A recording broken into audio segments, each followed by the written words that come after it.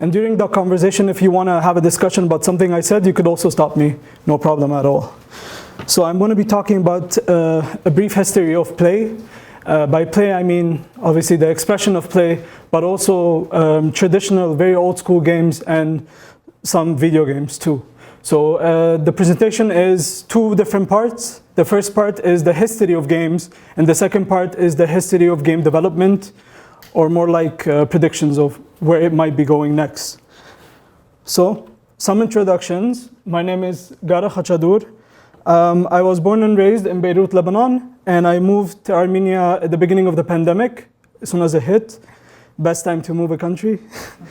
And I work at Rock Bike Games as a community manager. It's been 6 years I've been working in the video game development industry. I've worked at many different jobs, and I'm sure I'm gonna work even more weirder jobs in the future in this industry. That's the city where I'm from. That's my university. It's a very cool French chapel. It's beautiful from the outside, but it's a horror movie from the inside. Okay, I want to take you guys all on a trip with me back to 8,000 years ago, prehistoric times, before there was anything written on paper. And I want you guys to imagine, actually keep it available. On Chadi. Ha. Raymond, I want you to imagine you're a prehistoric human. You don't have the internet. All you do is go out, hunt, gather food, get some carrots from the ground, and come back to your village. And as soon as you walk into your village, you see this on the ground, a bunch of holes on the ground. Now, in modern context, this is, what the hell is this? But back then, this was the most exciting thing you could do in your village. So this is called the Mancala, which was created in the Middle East, but it's mostly played in Africa, and it's played until today. So bear with me, I want to ask you guys a question. Who here remembers the history of their great-great-great-great-grandfather? Nobody in the room, okay. So we as a human species, invented this game 8,000 years ago where there was nothing written, and we still remember it, but we can't remember our own ancestry. So the question that comes up is, what is so unique about this that we still remember it till today, even when it was invented at a time where nothing was written down? It was just all by speech. So a very similar comparisons I can talk about that is similar to Armenian culture is Diyaran Taraj, or it's Vartavar, and all of those interesting Armenian traditions we've had that we've kept them, and they were all invented at times where there wasn't much recorded down, but we still keep them today because they're tradition. They become part of our culture, and they become integral to our culture. And games are one of those experiences. Now, there were many other games invented in the ancient world, and back then, the hottest place to go, the most popular place to go was ancient Egypt. And in ancient Egypt, these three games up here were invented. One of the most interesting ones is this one called Mahan. So Mahan he's the god of death in Egyptian culture. And what's interesting is Mahan in Arabic means annoyance. Death is annoying, so I guess that's why it was called like that. And I found it interesting. His symbol is the snake, because obviously he's the god of death. And the board is circular shaped. So if you guys remember in the 90s playing video games, you probably saw a game called Zuma, which is a bunch of balls on a circular shape, and then you have to hit them. So I would like to think this is where the inspiration comes from. Another game during this time is Three Men's Morris, made in ancient Rome before the empire. What's interesting about this, you take turns pushing your color, and you want to get the grid, all your color for you to win the game. Very simple, but a lot of strategy and back and forth competitiveness. And another one that's very important to note is the Royal Game of Ur, which is also another Egyptian game. And actually, we don't know how to play this game. The rules are completely lost. We found a tablet that has half of the rules, and the other half is not there. So a lot of the historians are just kind of making assumptions of how it could have worked, and that's how we play it today, by a recreation by historians. So, in comes chess after 1,000 years. Now, chess, for some reason, it sticks, and it's huge. It goes everywhere. It gets really popular in China, but it's told that it probably was invented in India in a very different form. And it goes around the world. It travels around the world, and it most probably traveled around the world with the royals who were traveling from one country to another, because this was the game where all the fancy people up, the kings, the princes, the generals, they all used to play this game. Now, why did chess stick? There's three main differences, in my opinion.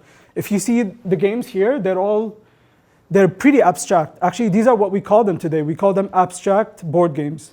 So they don't have shapes, they don't have forms, they don't have themes. They're just blocks and shapes.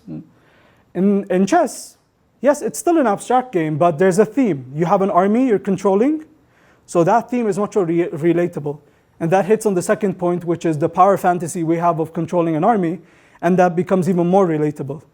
And eventually, chess has probably the best game marketing in history, which is the game for clever people, for like the royals. So it really, that's one of the biggest reasons why people really gravitate towards it, because thinking if they play chess, they're probably smart, or if they're really good at it, they're probably a genius. And that's how we see those people today in society, even though they're not very different than all of us. They just play a board game that's super popular. Okay, so I want you guys to get in the mood again. Now we're gonna go into our time machine, go in the future, and very far in the future, in the early 40s, and talk about the earliest games that were made on video displays. Now, surprisingly, the most useful inventions we have today, anything from the cell phone to powdered milk to types of pens, there's so many inventions today that were direct cause of war. So in warfare, for example, powdered milk is a popular example. We had to give soldiers nutrition somehow. We can't just deliver them fresh meals during times of war. So we created powdered milk, and that's how we gave them energy. And similarly, with these computers, they were all invented with the idea that they're going to help us somehow in war. And as they became cheaper to produce, you started finding them in universities, mostly in the UK, then in the States, and then Japan.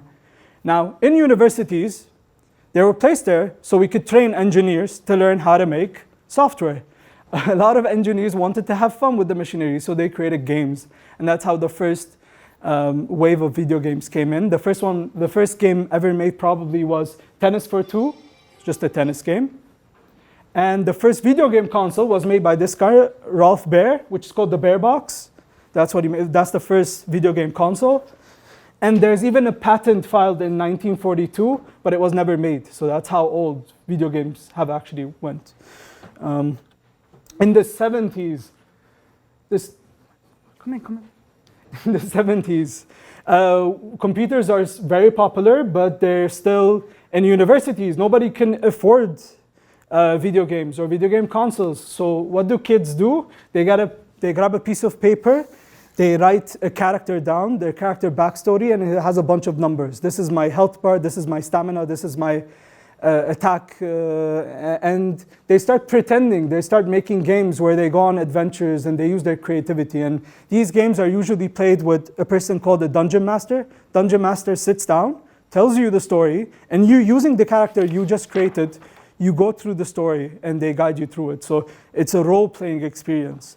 While surprisingly, role-playing games are very popular till today, and they have played a very huge and integral part for video game development later. Because at the time, this is what games looked like. There wasn't much there. So they need to add something more, some life to it. So role-playing games, the kids back then, they all grew up in the 90s, and they started taking stories that they experienced as kids and turning them into video games. In 1980, this is probably one of the most important decades in video game history, because this is the decade where video games almost completely ended. So at the beginning of the 80s, there was a company called Atari. Atari back then was pretty much the only gaming company around. So they were printing money like crazy. And they were making so many games, hundreds, copies of the same thing, just over and over again, and branding them as something else.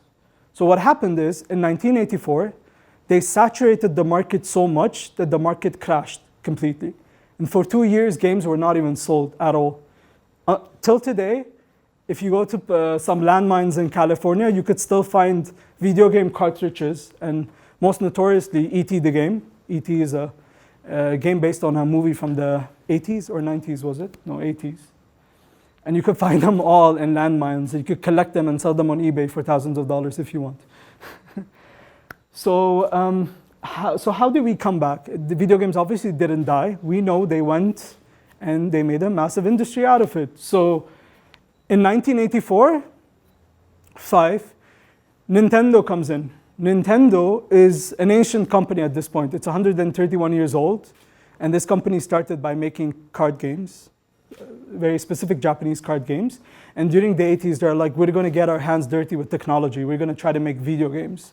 And nobody believed them at the start. But in 85 it was, they released a console called the NES, which is this machine here. The Nintendo Entertainment System. So the Nintendo Entertainment System pretty much brought the market back to life. It sold like crazy, and that placed Japan on the map of video game development around the world. What was unique about the NES was the games the Japanese made were very different than what Americans made. With every single game they released, they wanted to innovate somehow. So you guys know Super Mario. Everybody knows Super Mario, of course. So Super Mario was the only game back then where you can explore, when you can find hidden secrets, when you can go take different paths and not the same place. So that was an insane idea back then that did not exist. And it's also like that first level of Super Mario right now is like a masterclass of game design. If you study it really well, Miyamoto basically explains to you how to play the game without a single text. And that was something that Americans were struggling with, which was design. But the Japanese mastered it very early. Another game they released on NES was called Legend of Zelda, the first one. In this game, you could save your progress, which was crazy back then. Nobody could save their progress in games. They had to repeat the whole thing from the start. So that also changed the whole landscape of games in the future. 90s, and this is the last part where we'll talk about the game history and we'll move to game development. So in early 1990, this was the decade of 3D games. This is when it was really coming out and the technology was surfacing. And mostly because it was on the backs of these amazing developers that made Wolfenstein and Doom. So these games were very primitive 3D compared to what we have so far. So what we have so far is entire 3D environments with like a lot of objects and a lot of detail and a lot of meshes, we call them. And back then, it was a 3D environment with 2D creatures, but if my player is here, that's it. This is the creature, that circular dude, and this is my player, and I'm walking around the level like this, that enemy was always going to look at me. So it's going to fake the illusion of 3D, but he's not really there. It's a 2D object. So if you go from the side, there's nothing there. You wouldn't see him. He's flat. So it was one of the earliest 3D games. And I remember playing this game because I had a very horrible 1994 Windows PC in 98 or something, and I was a kid. I was playing the game, and I remember this guy.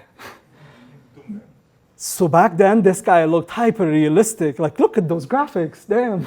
It's like 80 pixels, wow. So much detail, and there's blood coming out of his nose. There's so much stuff happening there. His name is Blazkowicz. He's basically fighting Nazis, and I didn't know what that was back then. I was just happy to shoot stuff. This is what the same character looks today. Yeah, you could say there's a bit of an upgrade, right? So what happened? And surprise, surprise, this happened, money. So back then, around the mid-90s, we were worth $2 billion worldwide annually, and now we're approaching $110 billion as an industry, which has significantly grown. And whenever an industry makes money, they start putting that money back into ways on how to make stuff better. So all the money they made went back into the software they were using, improving the software, pushing the technology forward, and bringing us to where we are today, 30-ish years later.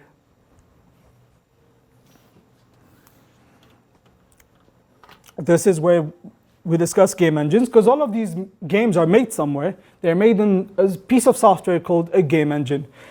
Game engines are basically, imagine, well, exactly what they are. They're engines. Your car is not going to run without an engine. Same thing with a game. So imagine it as a workspace.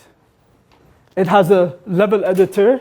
It has a world. You can move around objects, place objects, make entire levels. Artists, coders, musicians can all collaborate on one software, and those are game engines. Now, I want to tell you a story. When I was 15 years old, I grew up in the Middle East. There was barely any internet. There were horrible computers, but we had internet cafes. So I used to go there, and I downloaded, by downloading I mean crack, I cracked a software called UDK. Why did I crack the software? Because that software cost anywhere from $10,000 to $15,000. And as a 15-year-old, who was going to buy that for me? Obviously. So I downloaded that software, and it took me 3 to 4 months to make one room, one game level. Just a tiny thing that you could walk around. 3 to 4 months. Today, the same software, a newer version, is available completely for free, and I can make that same room in 1 day. The tools have enhanced significantly. It's insane. It's almost insane. So this is where the future is going. Back then, everything used to cost a lot of money. Now, as the industry is growing, there is an incentive for companies to allow everyday people to create, because they will contribute back into the industry. And this is where we go to tools for everyone. So who here has heard of the term open source? I think a lot of you have. And that is very much the future of game development. That's where we're going. 10 years ago, you can't be a 3D artist and not use Maya or 3D Max. Today, you can use Blender, which is completely free, and in my opinion, much more superior than all of those softwares. It's insane. And completely free and open source. Similar to Godot, you have to pay for Unity a couple of $1,000s. You could just download Godot. It's completely free, and it has a huge community behind it. Similar to Krita, it's not in the picture here, but instead of paying Adobe money, which I don't encourage anyone to do, you could download Krita and use it. It's a completely open, like a free software, and it's as amazing as Photoshop.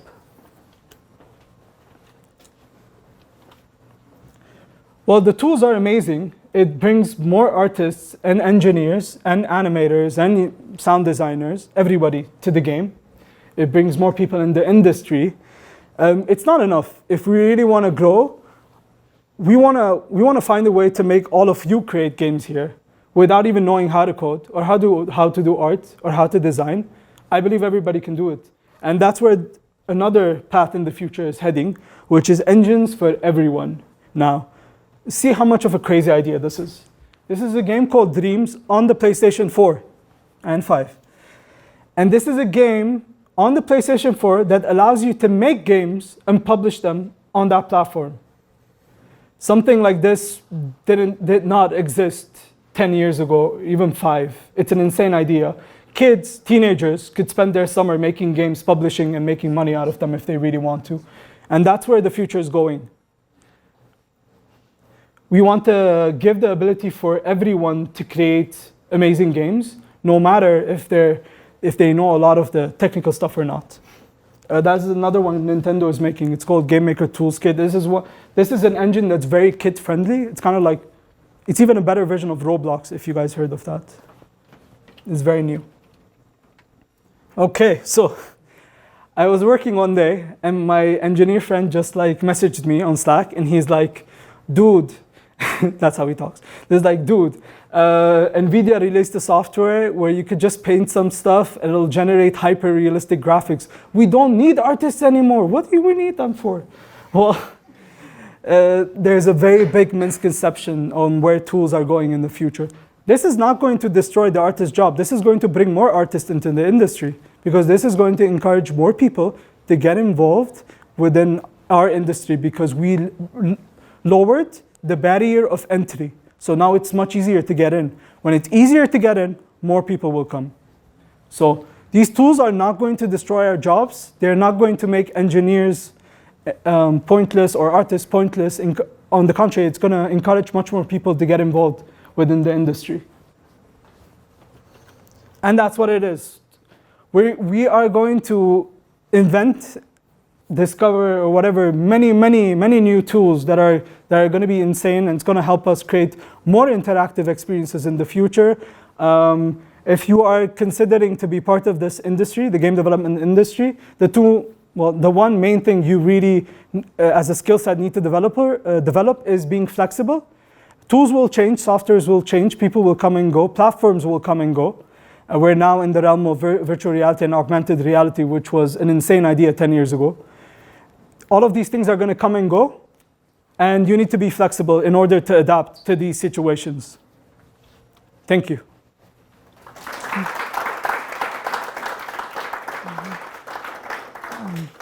If anybody wants to ask any question after the presentation, there's my email there, so you can contact her. Yeah, thank you. Questions? Hartsum, Badaskan? Asad, we see that the engines are being better and better. And what are the required skills of software engineer who is working on gaming in the future? In the future. Which kind of skills are more important and which kind of skills are less important? For me, it's something new. Yeah.